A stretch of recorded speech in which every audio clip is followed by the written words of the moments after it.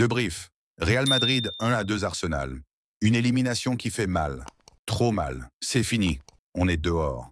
Arsenal nous a éliminés. En quart de finale, chez nous, au Santiago Bernabéu. Et ce n'est pas une élimination à l'issue d'un combat épique. Pas une bataille perdue avec honneur. Non, c'est une sortie par la petite porte. Une humiliation déguisée. Un match retour où on a fait illusion pendant 45 minutes avant de sombrer dans l'impuissance. Et franchement, on n'a même pas les mots, mais on va les trouver. Parce qu'il faut parler. Il faut sortir ce qu'on a sur le cœur. Rappelons quand même ce qui s'est passé. On arrive à ce match retour après avoir perdu 3-0 à l'Emirates.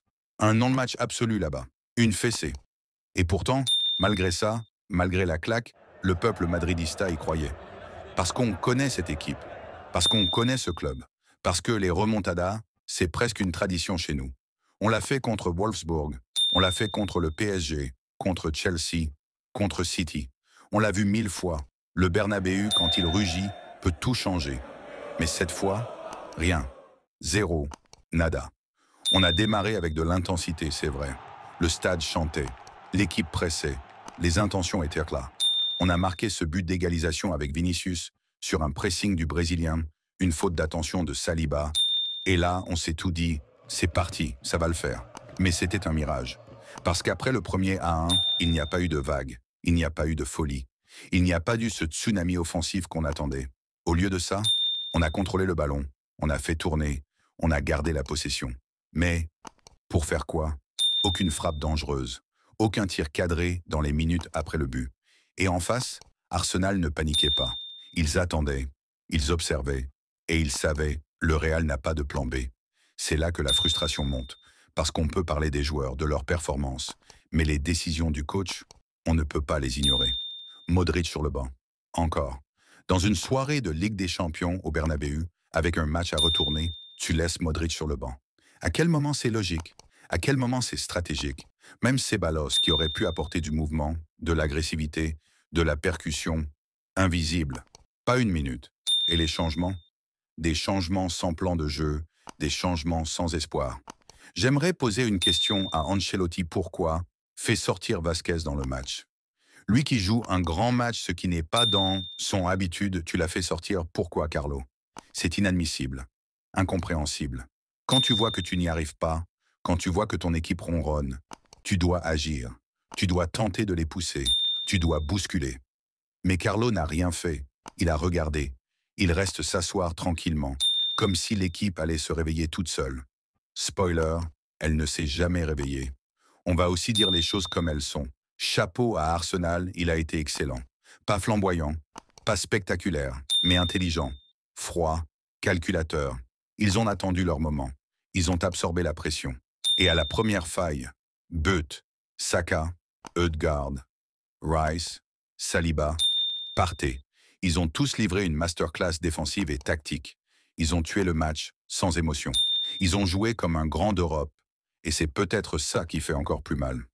Statistiquement, on a eu 66% de possession, 14 tirs, 3 cadrés. Mais dans les faits, rien. Pas de danger, pas de frisson, pas d'occasion nette. Le Real a joué à la passe à 10, Vinicius enfermé, Rodrigo et Mbappé disparus, Valverde, trop esselé, Bellingham, fatigué, et derrière, Alaba, dépassé. Tout ça donne quoi? Une équipe amorphe, une équipe sans caractère. Et c'est là qu'on en vient à la vraie douleur. Depuis 2004, on n'avait jamais été éliminé en quart de finale.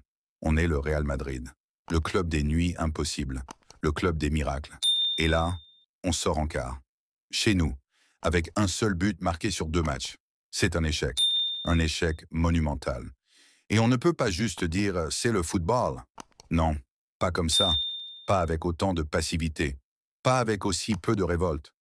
Un cycle qui touche à sa fin. Soyons honnêtes, cette équipe-là ne peut pas continuer comme ça, si oui, on aura beaucoup de problèmes. Tchouaméni et Camavinga n'ont pas le potentiel d'un patron.